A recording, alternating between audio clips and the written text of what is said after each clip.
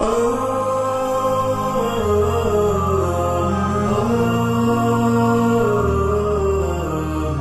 my dear brothers and sisters. Welcome back to Twins of Faith 2015 here in PICC, Malaysia.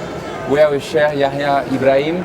Alhamdulillah for maybe our last interview of the day. And mashallah, you just gave a lecture about one of my favorite topics in Islam, the unity, brotherhood. The topic is one ummah. Can you just share with us and our viewers what was the main point you tried to raise to your audience? Well, Jazakallah khair, thank you for having me. It's always a pleasure, alhamdulillah. Thank you. Before beginning, I just wanted to mention about all the good work that you guys do, and may Allah subhanahu wa ta'ala continue to bless that effort. Thank you. And one of the things that builds an ummah, and one of the things that I touched upon in my discussion is that the ummah is built upon through connections. Islam is not an evangelical religion. Okay. We don't knock on someone's door and say, Assalamu alaikum, I'm Muslim. Do you want to be one? We don't do that. Islam spread through human contact, intimate contact. And it spread through not disingenuous reasons. It was not targeted reasons. It was through, I'm Muslim. And this is how I live my life. If you want to know about it, I'm happy to share it with you. If you tell me not to share it with you, you can see it in my conduct. Right. So my bravery and my courage and my patience and my endurance and my, kindness and empathy with humans and animals and my pursuit of excellence and my desire to be educated and my striving to be better tomorrow than I am today, all of that, its association is Islam. So I'm not a doctor who happens to be Muslim. I'm a good doctor because I'm Muslim. Right. That connection is really important. So that was one of the main themes of my discussion about unity, that the thing that unites us is connections. And the greatest connection that we share, of course, as Muslims is the word of God. Right. But that is supposed to connect us as a rope. Allah uses the imagery, hablullah, the rope of God, which extends between the heaven and the Allah and us on earth. But that rope is supposed to tie all of us together, all human beings together. So Islam is about perfecting humanity. When you see someone good, you say that's a decent human being. Right. That's another word of saying he's a good Muslim. Right? So that was really the aim of my discussion. Yeah. So what type of tips you can give to the Muslim who are watching this video about how we can be more close and be more brothers and sisters, have a stronger brotherhood and sisterhood?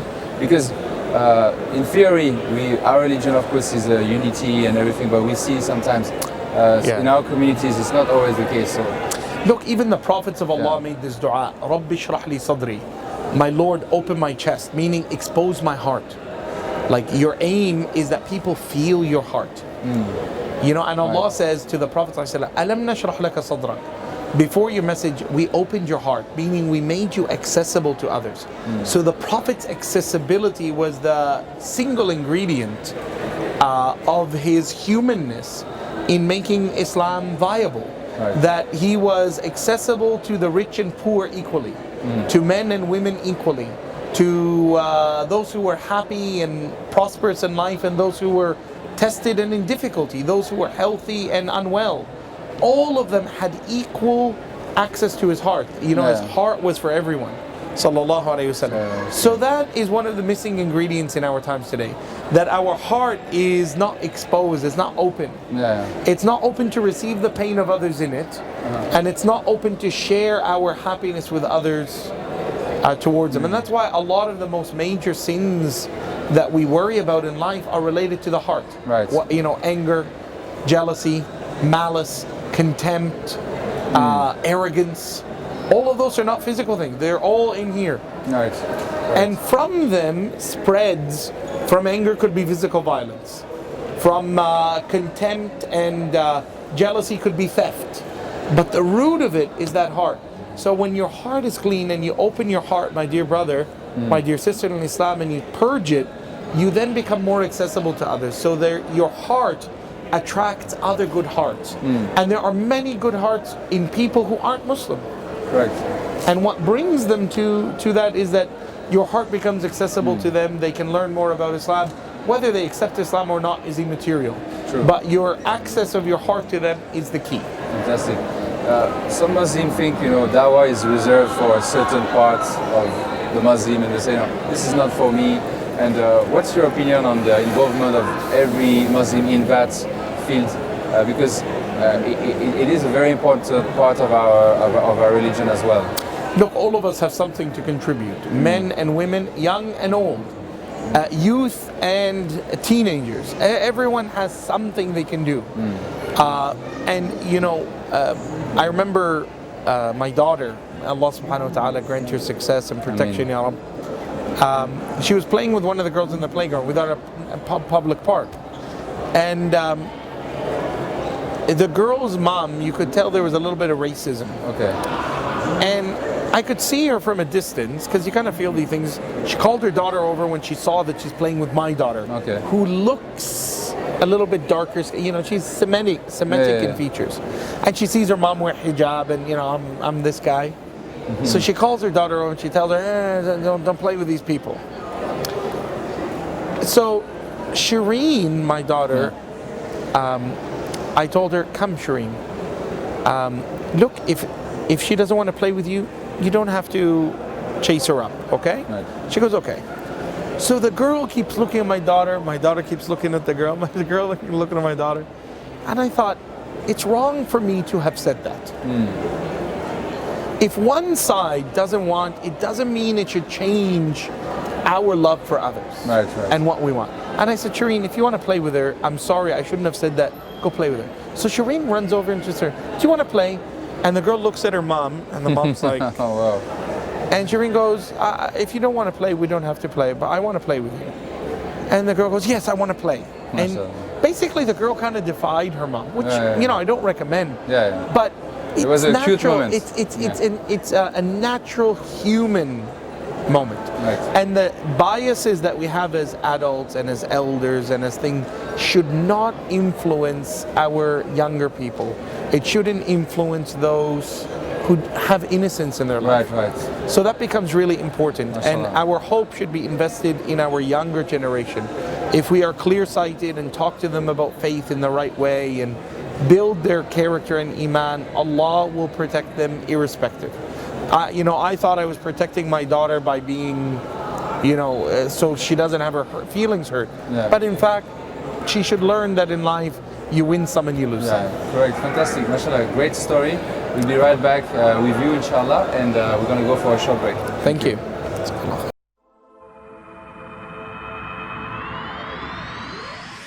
I found the truth. I found the truth. Я нашел правду. J'ai trouvé la vérité. Ich habe die Wahrheit gefunden. Ik heb de waarheid gevonden. Ho scoperto la verità. He encontrado la verdad. I found the truth. Saya jumpa kebenaran. I am Muslim. I'm Muslim.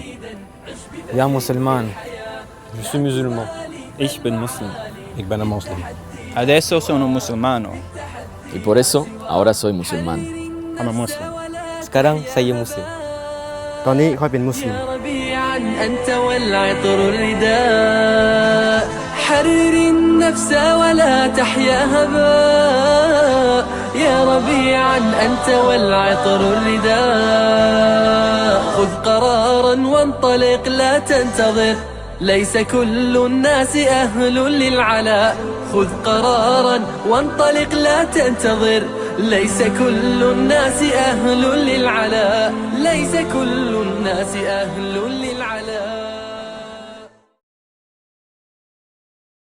بسم الله الرحمن الرحيم إذا جاء نصر الله والفتح ورأيت الناس يدخلون في دين الله أفواجا فسبح بحمد ربك واستغفره إنه كان توابا لا تبالي فالمعالي بالتحدي لا سواه كن سعيدا كن فريدا عش بفخر في الحياة لا تبالي فالمعالي بالتحدي لا سواه بالتحدي لا سواه welcome back to the show. Alhamdulillah, we are with Shaykh Yahya Ibrahim, and we're talking about the children and the importance of investing in them for the future.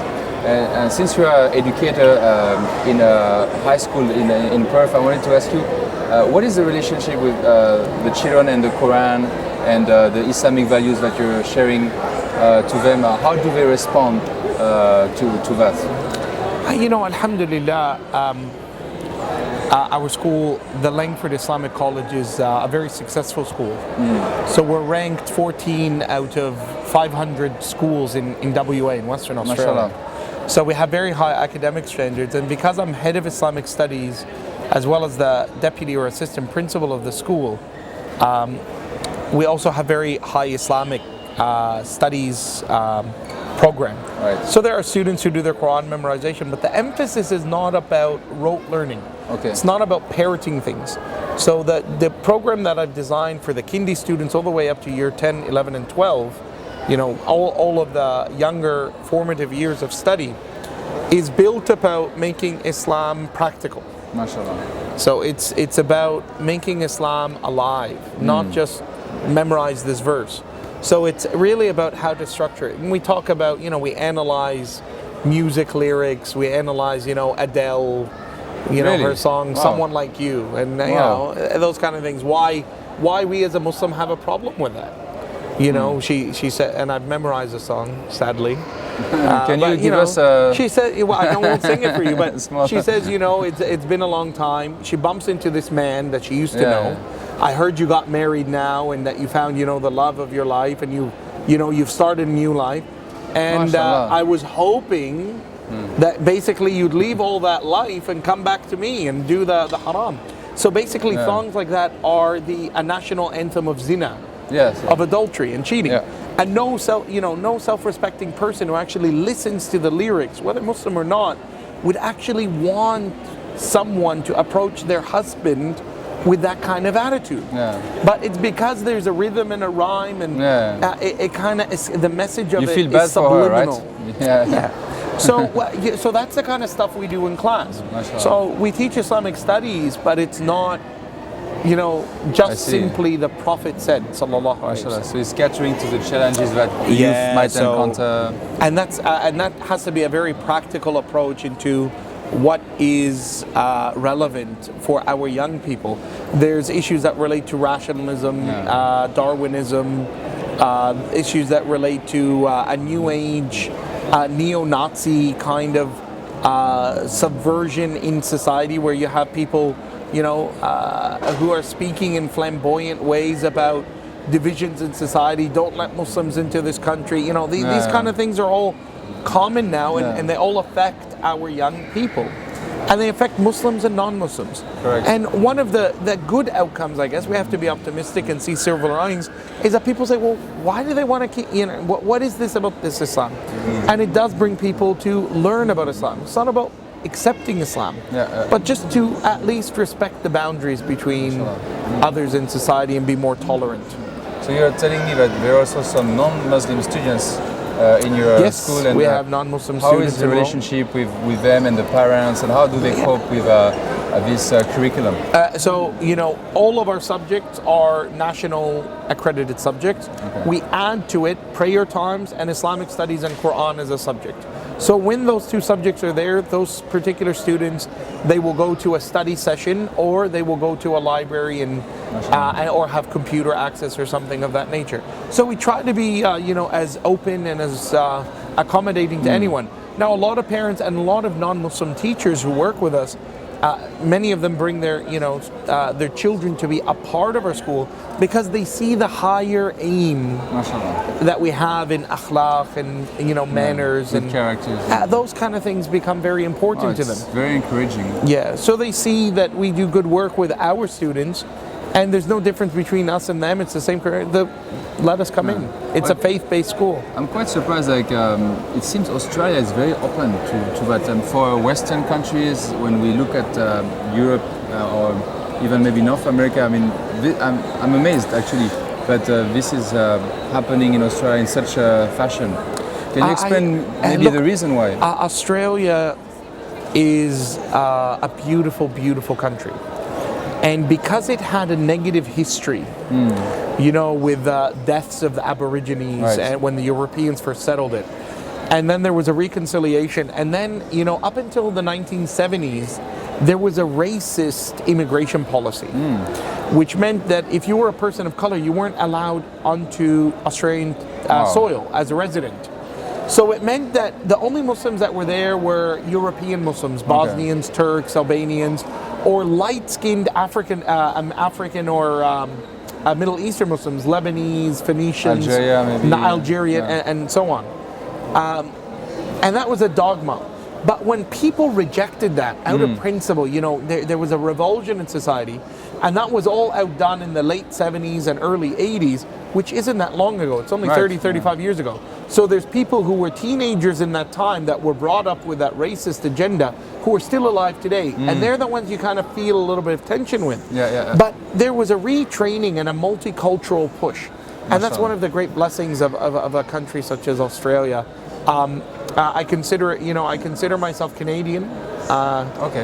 Canadian by birth, Canadian by, you know, upbringing, Egyptian through heritage, Turkish through marriage, but Australian by choice. Like, you know, it's a place that I choose to be a part of because of the wonderful nature people. Now, Australians in general, and I don't want to be stereotypical, they're very laid back. So one of the key things that you always hear are things like "no worries." No worries, mate. You know, no worries, mate. Right? You bump into someone in the street or in car to car, and they, don't worry about it, man.